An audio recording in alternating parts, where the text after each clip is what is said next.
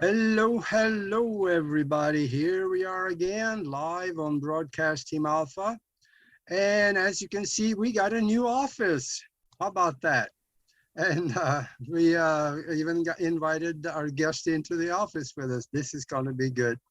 And yeah, we are live on Broadcast Team Alpha, YouTube, 3 TV stations, and D-Live TV, Twitch, and Vaughn TV, and a bunch of other places out there, 17 platforms in all. And we are here for some cutting-edge conversations and quantum possibilities. My name is Agi, and as you can see, my co-host Nori is still waiting to get in here. She'll be here shortly. There was something important that she absolutely had to do, so she will be here shortly, and we will be then in full crew. So my name is Agi, and Nori will be here shortly, like I said. And we have a phenomenal guest with us, and one that is returning to Broadcast Team Alpha. He's been here several times. And we are going to talk about something really interesting because he has written several books, and I have 2 of them. Brad Olsen is with us, and I encourage you people to listening out there, join us on the replay on YouTube and all these places that I mentioned. And if you like what you hear, just send us something on YouTube also under Super Chat, because it is just like Christmas Eve every time it happens. And while you are on YouTube, also please subscribe and click the bell next to it so you can get a notification when the next show comes up. And I want to introduce Brad Olsen again. I have a little bit of an introduction for him because there might be 1 or 2 out there that don't already know him. I think everybody else does, but he has something very special to talk about. When we talked about this on the phone here about a day or so ago, he mentioned something that he had an experience he could not remember if he had ever talked about. And I think I almost talked him into talking about it. So anyway, Brad Olsen is an explorer, a world traveler. He's an author and researcher, a videographer. He's an event producer and speaker on conferences all over the place. In fact, he did one this morning. And he's a very sought after radio guest, TV and documentary guest. And he's been on shows like Coast to Coast, Ground Zero, Fade to Black, and many others, Ancient Aliens, America Unearthed, and Beyond Belief, and many others. There is, yeah, he makes the rounds. I tried to count, and I came to about 10 books that is written, so or it published or something. So now I have 2 of them. I know this is just one, but I got another one, and I was looking for it and couldn't find it. So evidently somebody in the house is reading it and put it down. So there is some stuff going on there too. But these are actually this book, Future Esoteric. Down at the bottom, there is an interesting inscription. It says, "The Unseen Realms." Now that should catch anybody's eye. And I have a little bit of knowledge on that, but I tell you, I read those sections and this was really interesting. You need to go have a look at that, folks. And I feel really privileged because he's going to spend the next hour with us. So welcome to the show, Brad. Hey, Agi, always good to be here on Broadcast Team Alpha and speak with my fellow Norwegian traveler. No, we're both Norwegian Americans. You, of course, from there. Yeah. But who is our most famous Norwegian son but none other than Thor Heyerdahl himself? And I was reading Thor Heyerdahl's books, really looking at the pictures, but dreaming of it. Since I was a little kid, I've been familiar with his work. Of course, Thor Heyerdahl did the Kon-Tiki expedition, which showed that working with the materials of South America in a boat designed as the Incans had built, that you can take the trade winds and follow the currents and get all the way out to French Polynesia. And that's what they did on the Kon-Tiki boat. And then the book we had in my house that I'd look at all the time was called The Ra Expedition, a lesser known Thor Heyerdahl trip, which was using the material from the Nile River and putting it together in an Egyptian made boat and then sailing across the Atlantic to South America. So it's kind of interesting if you put the two together, that you have a culture potentially coming from Egypt to South America, and then South American culture potentially spreading out throughout Polynesia. And yeah, absolutely. And that should pretty much do away with Christopher Columbus, because he proved, Thor Heyerdahl proved, it is possible to sail from Africa all the way across to the Americas. That's right. He sure did. And I think he did it just like he did the Kon-Tiki expedition, to show where the cultural influence came from. And to Thor Heyerdahl, it was quite a travesty that everybody was saying that this high culture of the megalith builders, as well as the statuary of Tiwanaku and elsewhere, came from French Polynesia. And I do a presentation called The Mysteries of South America, and I bring this up and I show the pictures of the Maori statue from Easter Island.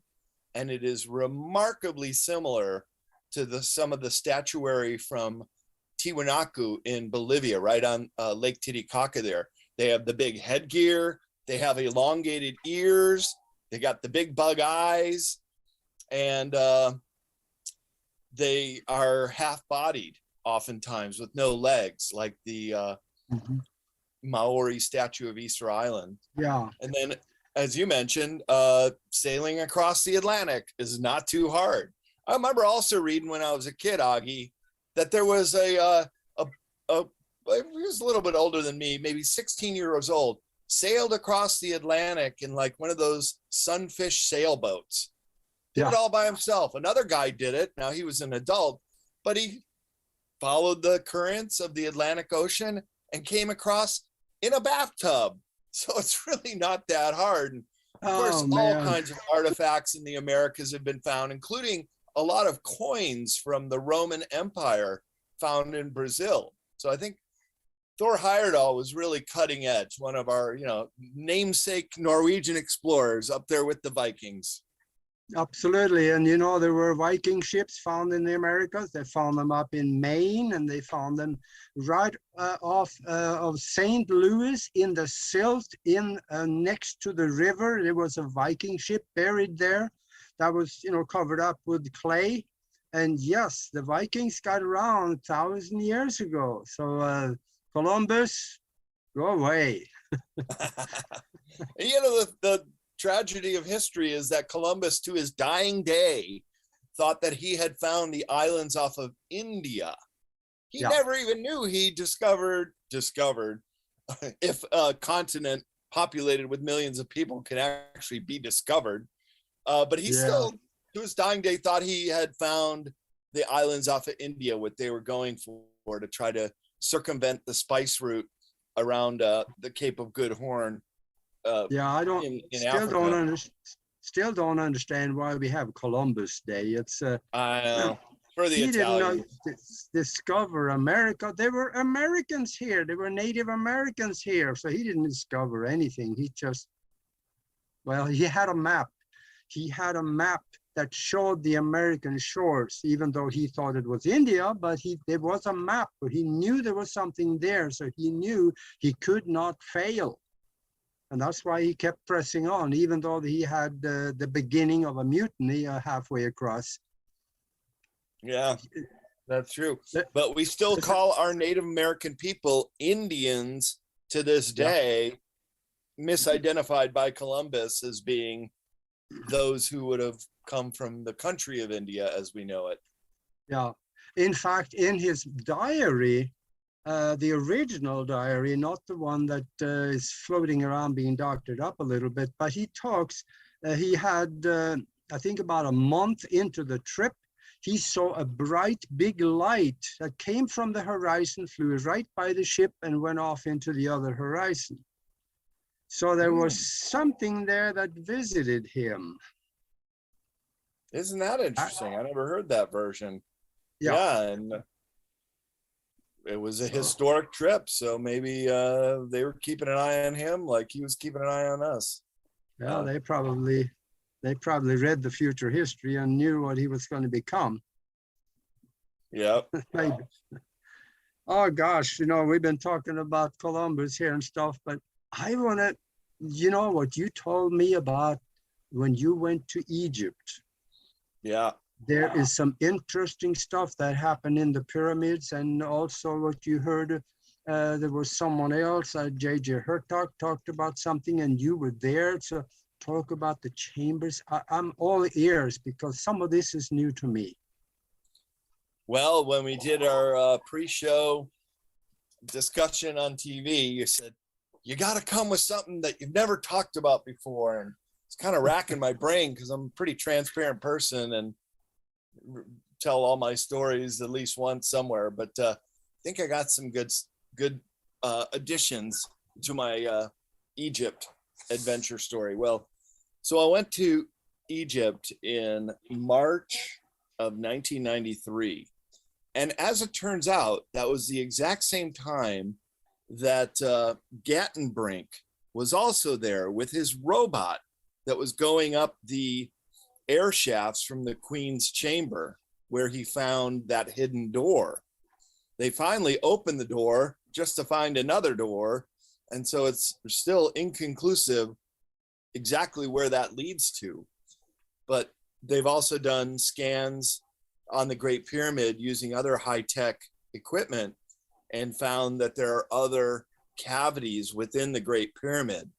So this building, which had been the tallest structure on Earth for thousands of years, not until the, I think it was the Lincoln Cathedral in England in around the year 1200, finally surpassed it in size.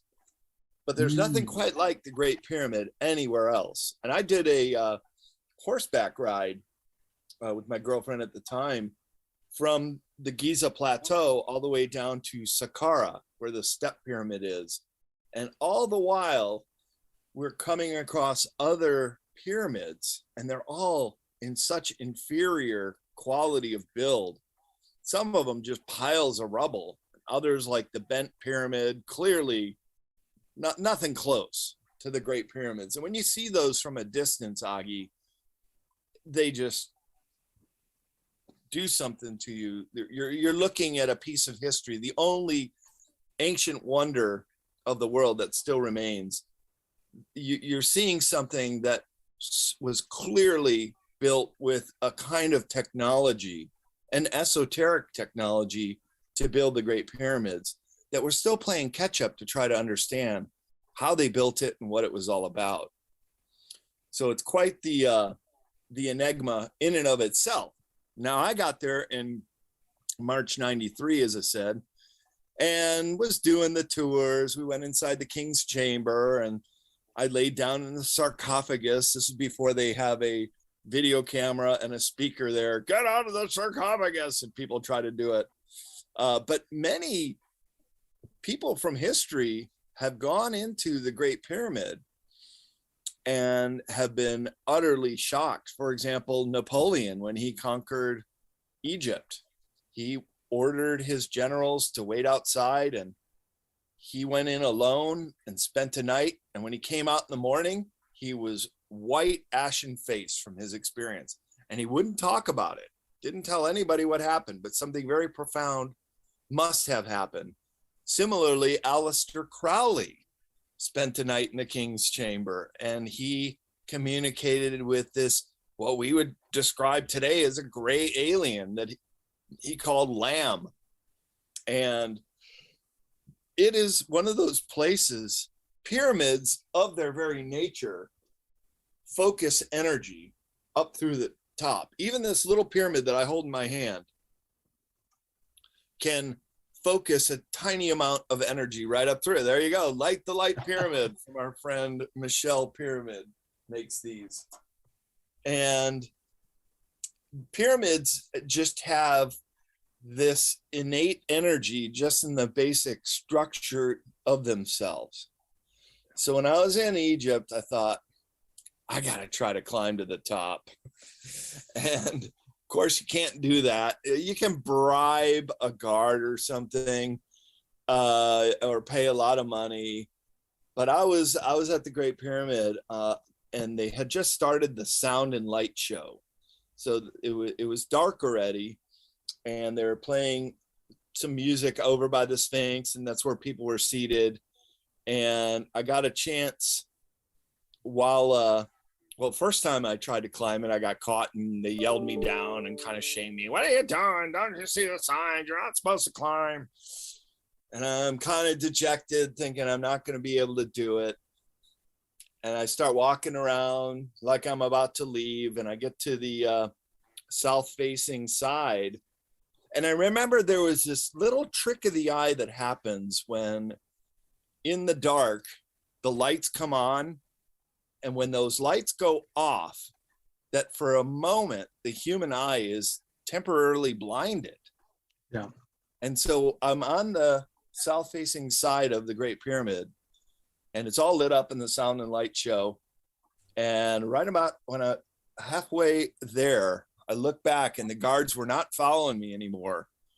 And then the lights went down. It was pitch black. I thought, this is it. This is my opportunity. I just started scrambling up those blocks. And those blocks are about the size of a typical appliance, like a washing machine or a dishwasher or a countertop. So you're just climbing on top of a countertop after countertop. And then the lights came on again, and I sat in the shadow of one of the blocks, and I'm looking around, like, nobody saw me. This could be it. So the lights went down again, and they used that opportunity when people can't see very well, and got 2/3 of the way up, and the lights went down one more time, and I made it to the top. I got to the top of the Great Pyramid, and this is something else that was kind of remarkable. A little mouse appeared up there. Yeah, I don't think I've ever brought that up in my shows, but a little mouse. Hey, Nori. Telling them about my climb up the Great Pyramid of Egypt. This is so cool. Yes. So I get to the top of the Great Pyramid. They have a wooden structure that shows the exact height of the capstone, which is now missing. But the top platform is about the size of an average living room. So there was enough room to spread out, and a couple blocks that were above the others. So I was just sitting there, and I was looking out at the darkness of the Sahara Desert, pitch black out to the west and to the south and to the north, and most especially to the east, the city of Cairo, just all lit up in lights, and you could follow the Nile River 50 miles until it went out of view. So the views were utterly spectacular, and it was a nice clear night. It was also a full moon in March 1993. Wow. And I'm up there, and I just start thinking about my life and what I'm doing. And then it came to me that my grandfather had passed away. He was a real influential person in my life. And he had passed when I was teaching English in Japan, and that's how I financed my 3-year trip around the world. All my travels I've self-financed. And I wasn't able to make his funeral. It was just too short notice. In fact, the day I finally found out that he had passed, it was the day of the funeral. So literally impossible that I could have flown back to the States from Japan. And so I was kind of dealing with some guilt because he had been very influential and helped our family a lot through some troubled times and helped us with our college and things like that. So I'm kind of sitting there and thinking about him, and then it came to me, his voice, and he said, "Don't feel bad. Look where you're at right now." He goes, you're living the dream. You just did your 3-year trip around the world and you're sitting on the top of the Great Pyramid. And it just really made me feel good that not only was he there and watching, protecting, approving of my trip, but that a great burden had just fallen away. And as such, I was very pleased that he was there for me in such a way, and not upset that I didn't make his funeral. And so that's been with me ever since. And the takeaway from this, you guys, was that I went from growing up with atheist parents to realizing that there are spirits in this material world. And like the bumper sticker, yeah, that says, you're not a human having a spiritual experience, you're a spirit having the human experience. And ever since then, I've been to other places on my travels and have felt like I knew my way around old medieval cities in Europe, or Pompeii in Italy. I knew my way around. First time I was there, I knew how to get to the Colosseum and turn this corner and you're in the Forum. And still, when I talk about it today, I get goosebumps. And that's how I know it's real. It's real to me. And I don't care if people believe me or not. It doesn't matter. It's true to me.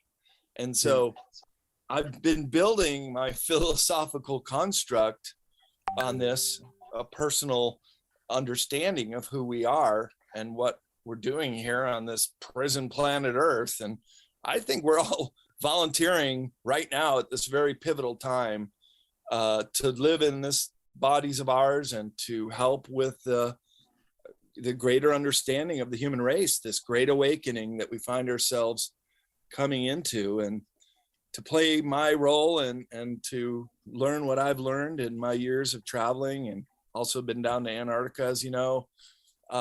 It just gives me that perspective as someone who has traveled widely and can speak on any continent of the world, including the top of the Great Pyramid. So yeah, another feather in my cap. I'm thinking that when you said you felt like you have been in, you knew where the Colosseum was, and, chances are that you have been there before, maybe a few hundred years or a few thousand, or maybe 1,000 years ago. And now you are going there, reliving the memory of what you knew before. I know right. That's called reincarnation. That's what it's called. And I have a chapter of that in my modern esoteric book.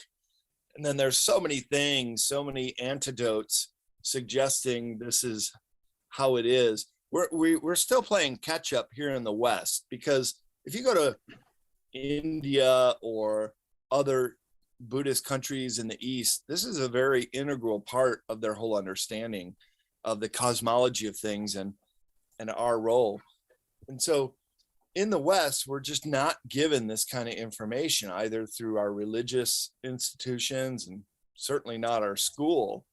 Because wouldn't it be great if we were, when we were kids, we started school and started learning about the chakras and started speaking telepathically in 2nd grade, and then telekinesis, bending spoon by 3rd grade. So much of what could really use to support us out there has just been withheld from us.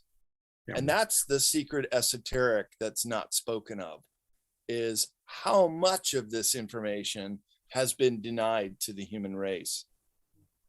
Most of the important stuff has all been the denied. Important stuff. Exactly. Well, I'm still curious about the mouse that accompanied you to the Great Pyramid. that's I don't think those things are by chance, Yeah. I kind of have a feeling people would bring a sandwich or something up there and leave them some crumbs, because that's a pretty high location to climb for a little mouse. He must have had some support group up there with him, his family or whatnot. Yeah. Yeah, it was cute. I have, I don't know if you noticed anything like that, but if you're by yourself, you probably wouldn't. But I saw a picture. This was probably 25, 30 years ago. I was still back in Omaha before I came to Tucson. There was a guy that was in the military in Egypt, And he went out to the Cheops pyramid, and there was one night he crawled up on top of there, but he was in intelligence, so he did not have to have crew cuts or his hair. He had long hair down below to his shoulders. And him and a buddy actually did this. There was two of them, and they took a picture of him up there, and his hair stood straight up because of evidently, yeah, there was a magnetic flux that kind of like when you rub your hands and touch a balloon and then the balloon stick to your hand, probably because that hair of his stood straight up from his head. Huh. So there's energies coming out of that top of the pyramid. That's right. Probably, yeah.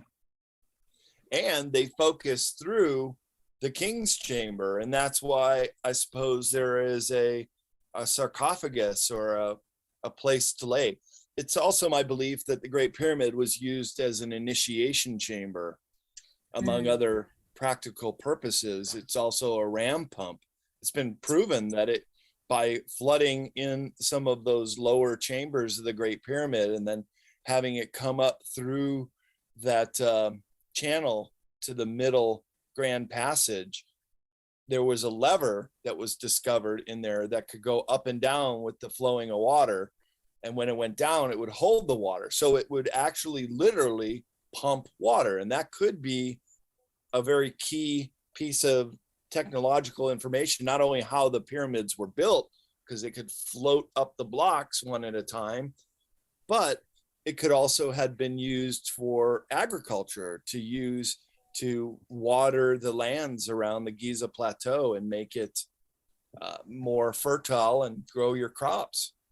So we're still coming into learning all that this magnificent monument had to do. Now, the other thing, Augie, when we were talking on the phone, is you were asking me about some other esoteric aspects of the Great Pyramid. And I was on a panel with J.J. Hurtak a couple years ago, and we were two of us down on the end, and another one of the panelists was talking way too long, and we had some time on our hands, and kind of whispers in my ear. He had his big book, his picture book of things that he was going to show on the panel, and he goes, you want to see what it looks like under the Giza Plateau? I said, yeah, sure. Because also at the same time I was there in March 93, they were using side sonar scanning devices to penetrate the cavities below the Giza Plateau. And it's multi-levels with tunnels, chambers, and very large inner rooms. Some of them so big, Hurtak was showing me, that you could fit a Gothic cathedral into some of these inner chambers. Not only that, but they also diverted the flow of the Nile River that goes through some of these lower chambers. So this is the real mystery of the Sphinx, because there are actually doorways that people can climb through on the back of the Sphinx to go down into these chambers. And there's also an entrance at the Temple of the Birds, which is another Egyptian temple a couple miles away from the Giza Plateau that Andrew Collins, and I think his videos are still up on YouTube, how he found this chamber and got in, and they're literally dropping crumbs and keeping a trail so they can make their way back. But he got into this labyrinth of tunnels and caves and chambers. And while Andrew Collins did not make it to the good stuff like Hurtak did, here are two people who have direct experience of being in these underground chambers. And why it is still denied to this day is what's called Nile Gate, that there is a concerted cover-up from having people understand that underneath the Giza Plateau is equally fascinating as what's above. Yeah. Hey, Brad, we are at the bottom of the hour and we have to run a short video. And right after the video, I would like Nori to comment on this one because this is so good that what she's going to do here. So just Mac, let's run that video. And after 2 minutes? Okay. Oh, that's done. Yeah, that was a surprise for me too. So this is fascinating, Brad. And so above, as above, so below keeps coming up to me as you're speaking about all of this. Yep. Yeah, that's a good way to put it, Nori. As above, so below, or in this case, so below, as above. Yeah. Wow. So what was it like? I mean, I think it would be, for, me being a female, I think it would be an emotional experience to go in there and experience the majesty, my God, I don't know what else to call it, of and the energy of being in there. I mean, did you feel anything? And if I'm asking you to repeat content when I was not here, forgive me, but did you feel anything special when you were in there? Or? I did. So you did miss the part where I went into the Great Pyramid and laid in the sarcophagus, which is this giant granite block that's so big it wouldn't fit through the regular channels that lead to the Grand Gallery and then into the King's Chamber. So it must have been constructed when they were building the Great Pyramid. So it's that important of a monument. And so I laid in there for about 5 minutes, and wow. I felt some energy coming through for sure, because it channels right up through the King's Chamber, up through the top. And really at the top is when I had my real eye-opening moment. But there's so many things about it that are just so utterly fascinating, and how they were able to move so many blocks, the orientation of the Great Pyramid being in a perfect cardinal directional point to north, south, east, and west. Here's another one that just blows me away. And you can only know this by having a global worldview, of knowing the location of all the continents. And the Great Pyramid is smack dab in the middle of all the land masses on Earth. Wow. And you can only know that if you could fly around the world and know that the continent's location, and how the Great Pyramid from north south goes from top of Russia and Scandinavia all the way through Africa to the bottom of South Africa, through Antarctica, and then around on the longitudinal lines through southern North America, and also through India and Southeast Asia. So it literally, the location of it anchors in the continents. And what's so interesting, you guys, is that there's pyramid complexes on all the continents of the world. You have pyramids in Cheyenne, China. You have the Bosnian Pyramid that Dr. Sam Osnanovich has uncovered in the last decades. You've got, of course, the earthen mound pyramids here in North America, including Cahokia Mound in Illinois, the state that I come from and I've visited several times. Cahokia Mound actually has a larger base than the Great Pyramid itself. You've also got all the Mesoamerican pyramids. You've got pyramids in South America, in Lima, Peru, and Tiwanaku. And there's even a step pyramid in Australia called Gympie Pyramid. Wow. And there are pyramids in Antarctica as well. Yeah. So it's some kind of culture that was on this earth a long time ago. Perhaps they were building these pyramids to anchor the continent, so that preventing a pole shift or preventing the movement of the continental drift and creating flooding, via volcanoes and tsunamis and earthquakes. So maybe they were placed in these locations to hold the continents together and stop them from being so tumultuous. Yeah. And there's so many mysteries around this pyramid. And one of the pyramids in China is made out of pure iron. Wow. You know where that Yeah. is? It is. It's a smaller one. It's about the size of one of the smaller pyramids next to the Cheops pyramid.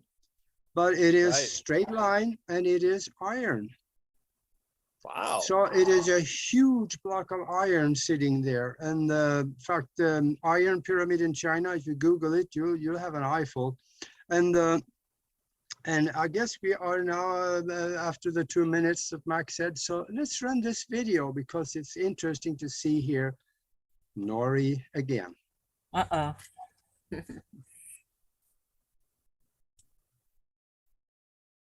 Let us know when you're done because I can't see it.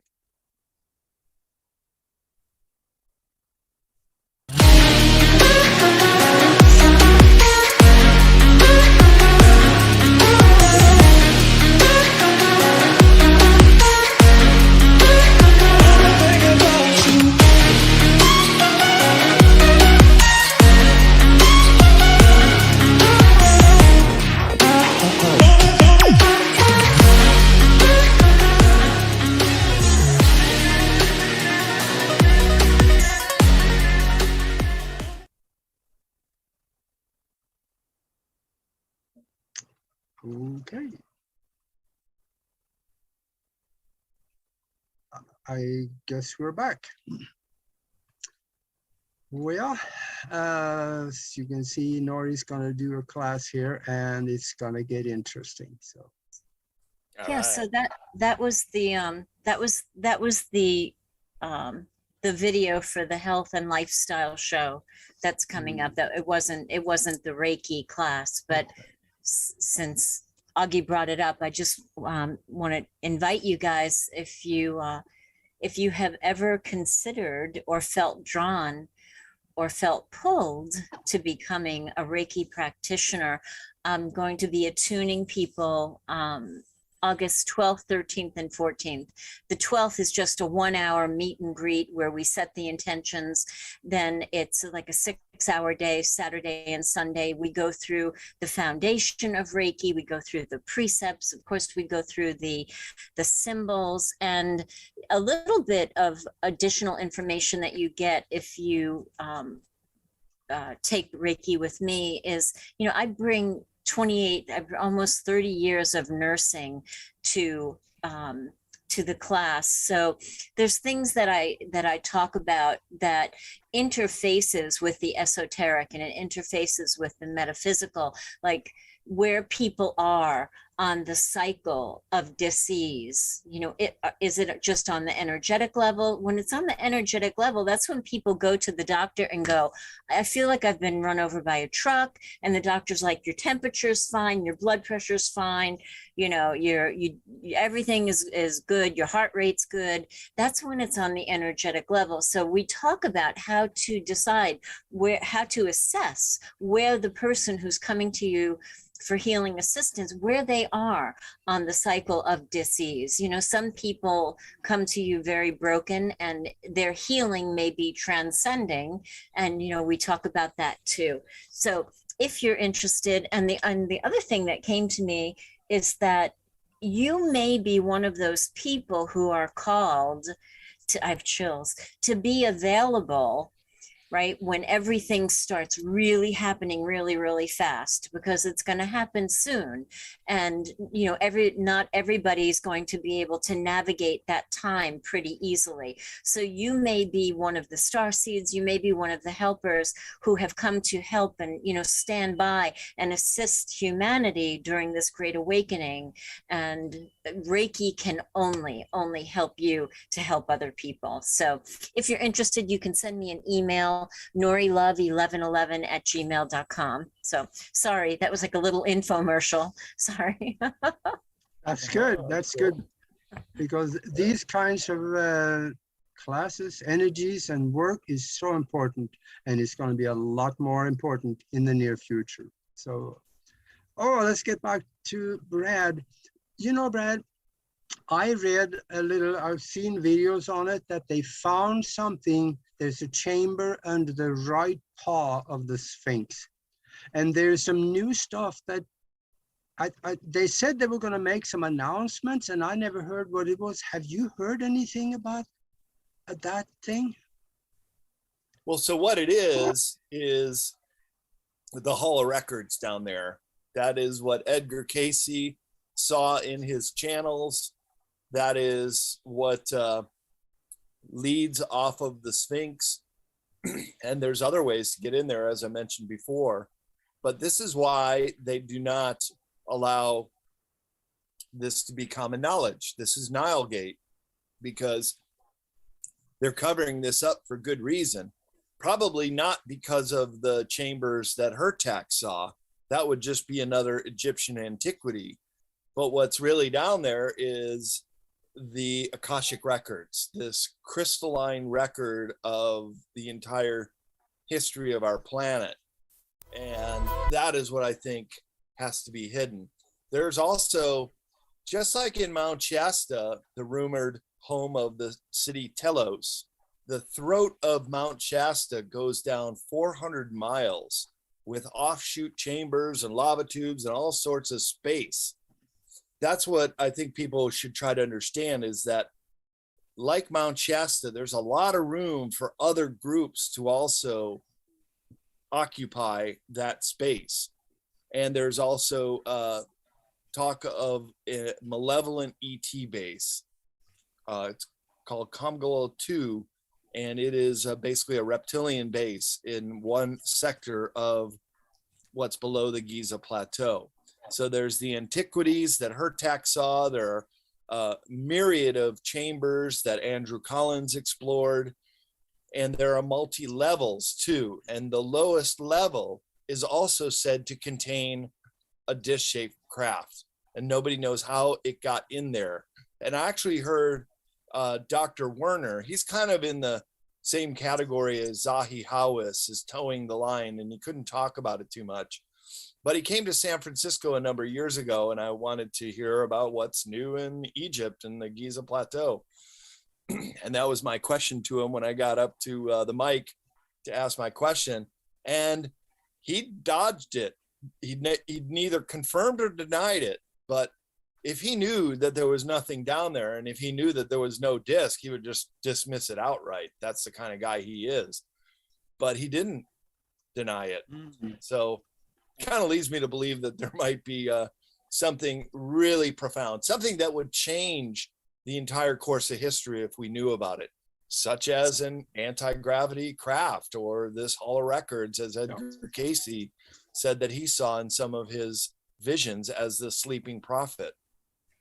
Brad, do you think is that the Akashic records, the Hall of Records? Correct. Or so yes, I wonder if, so I can't help but wonder if it's not really, you know, like a library with books, right? It's probably maybe a portal or some kind of an energetic gateway, or I don't know. What do you think? Well, my understanding is it's crystalline in nature. And I have a chapter in my new book, Beyond Esoteric, all about crystals. And crystals are actually the ultimate storage device. Computers of the future will only use crystals to store information because it's virtually limitless. Mm-hmm. And so these Akashic records being stored in a crystalline nature could house the entire history of our planet, and perhaps even off planet.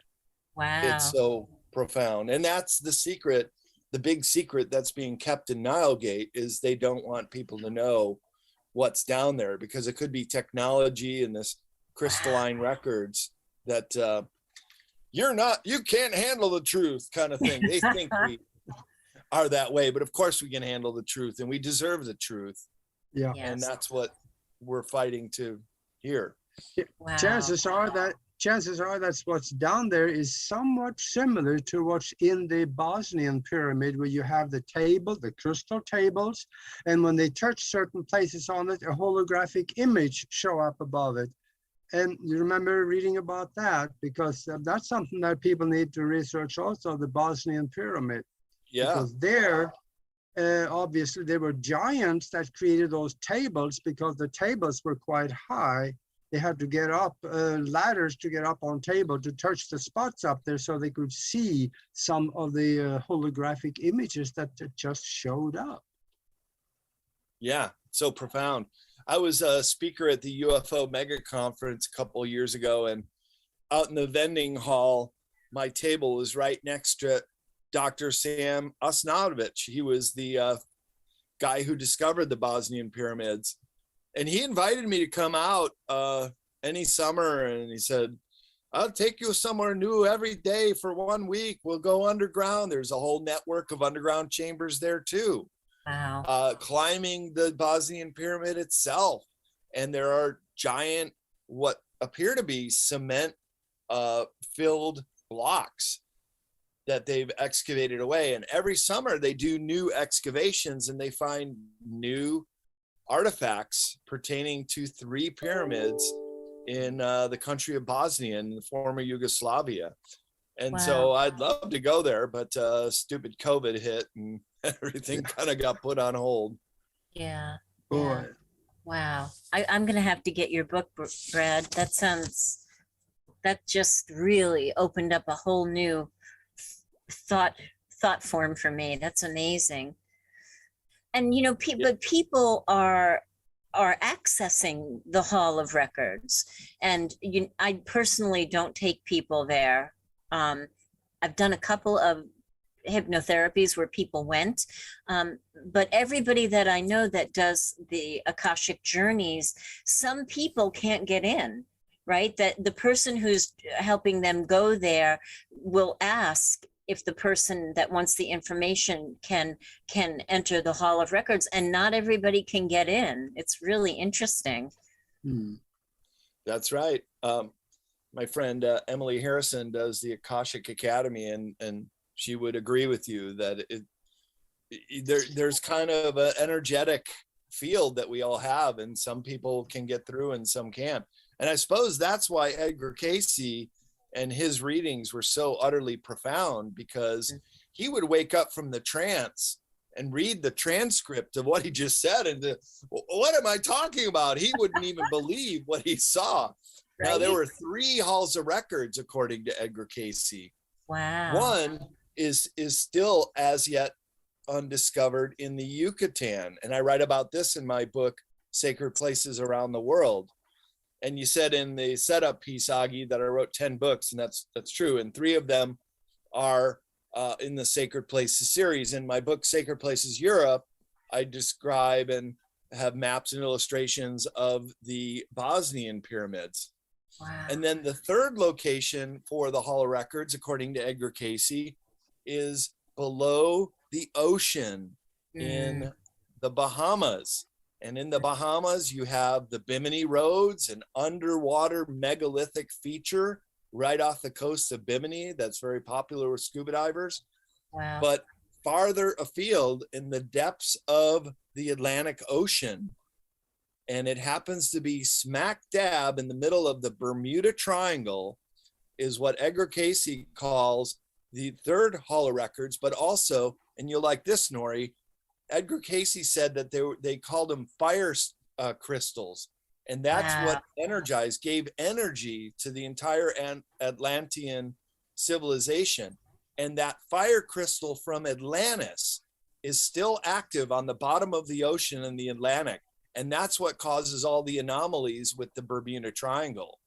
The missing time, and the planes going missing and then coming out years later, or ships going missing and coming out, and people had missing time, or all sorts of weird stuff. We've heard about the Bermuda Triangle, but that's what Edgar Cayce said was the cause of those paranormal occurrences. Wow, I love that. This is fascinating, Brad. I love this. Wow. So then you Amazing. do have to get my book because I have a whole There's no Yeah, doubt. show, Yeah, hold the book up, please. Beyond yeah, Esoteric, show off the whole thing. Escaping Prison Planet. And I'll show you the chapter on Yeah, crystals. that's good. Yeah, so I have all sorts of stuff on crystals, crystallography, silicon and crystals. You know, silicon is right below carbon on the periodic table of elements, and silicon is the other form of life along with carbon. And isn't it interesting that we've heard so much of these, including in the extraterrestrial field, these crystalline in nature extraterrestrials and more silicon based. And look, that's what AI is. Silicon is what runs computers, and this is a form of crystals. So Wow. do you remember the movie The Graduate with Dustin Hoffman's first movie? And he gets some fatherly advice, and he said, the future is plastics. And Dustin Hoffman's like, oh wow, okay, I should get into it. And sure enough, the future was plastics from the 1960s. Well, what I'm saying is the future of computers are crystals. Wow. So any young inventors out there, you want to get into a new emerging field, go crystal. Wow. And I think also that crystals meet all the criteria of intelligent life, because you can feed information into it and you can communicate with it and retract that same information. It works as a mini computer. You can actually speak with the crystal. That's a good point, Augie. You sure can. Yeah. Wow. So Brad, we hear the term prison planet a lot.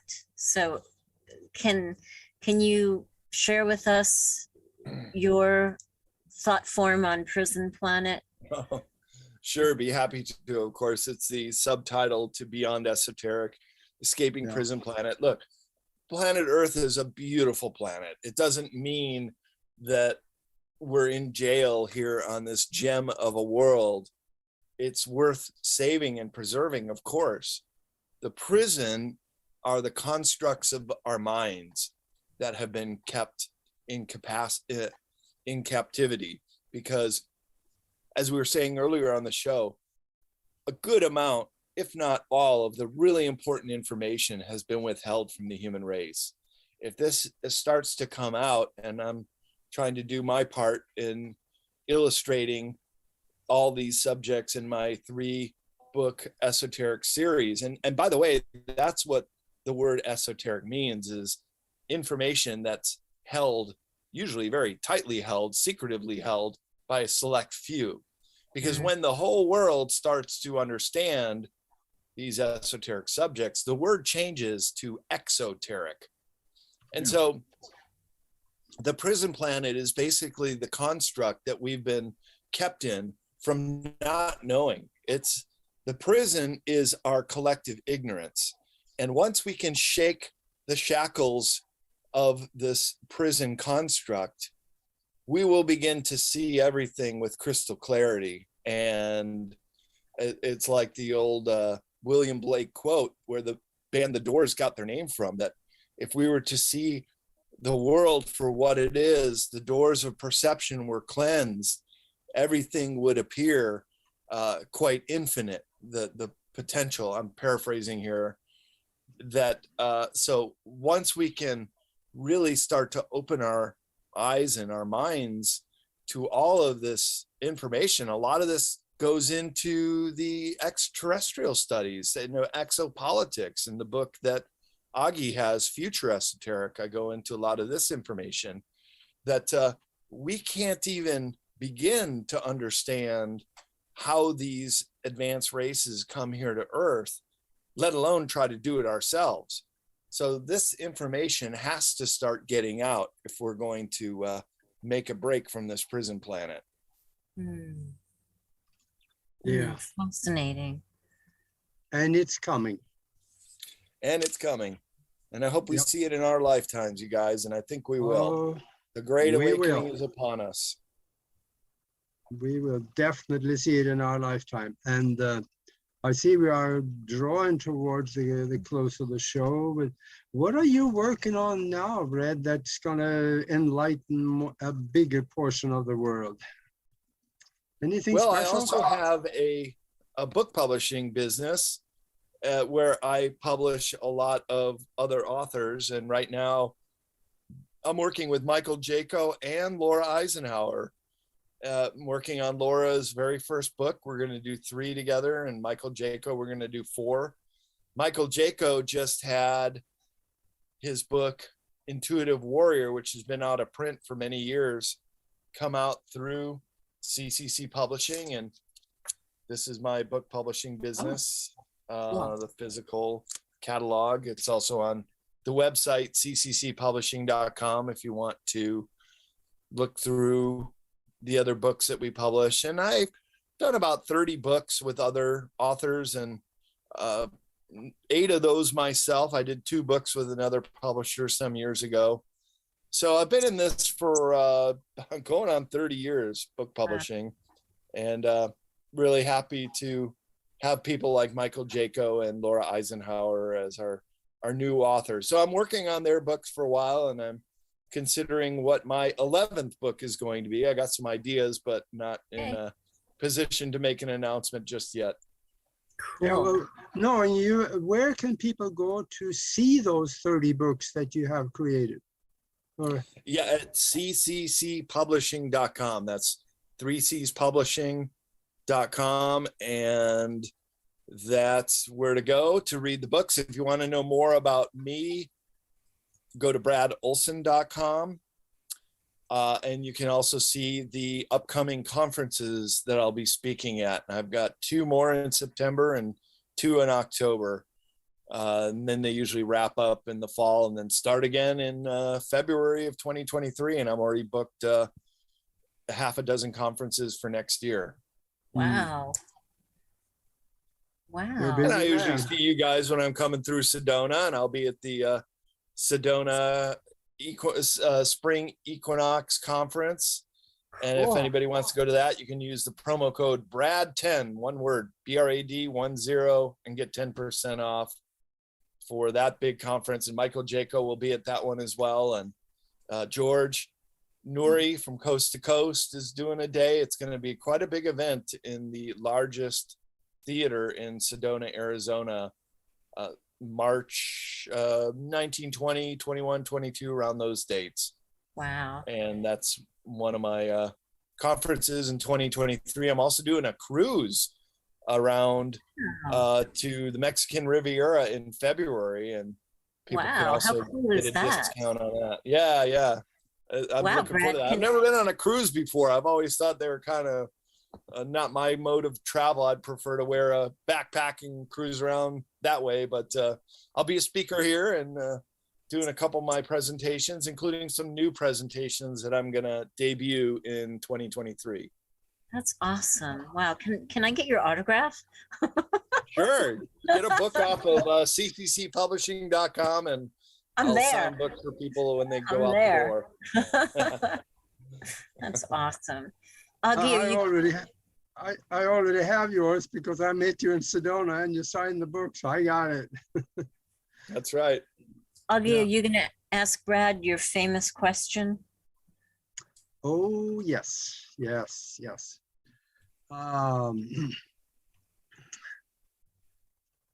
Pause. I'm going to make you think here. If you could talk to the whole world and the world were listening, what would you tell them? Don't panic. and to understand that you have a role in this great awakening.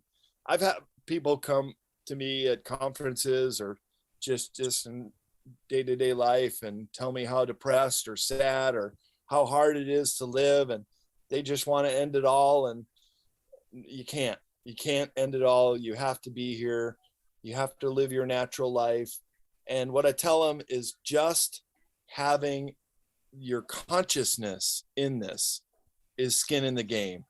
By just thinking of this beautiful utopian golden age world that we're about to come into is all you need to do, because it's an all hands on deck scenario. We need everybody, all the light workers, all the conscious beings, all the Reiki healers like you, Nori. We're all coming together right now because the revolution is consciousness. And when we all do this together, we win and they lose. And we move on to this timeline one, beautiful golden age in which it's been prophesized that we will enter in this era we live in. So I look forward to getting there with you guys too. Ditto. Yeah.